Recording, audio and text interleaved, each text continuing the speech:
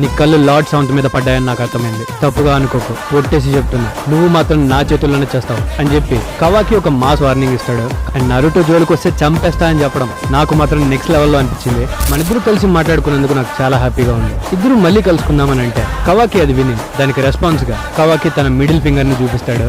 బ్యాడాస్ panel ఇదే. ఉజుమాకి brothers మామూలు swag కాదు.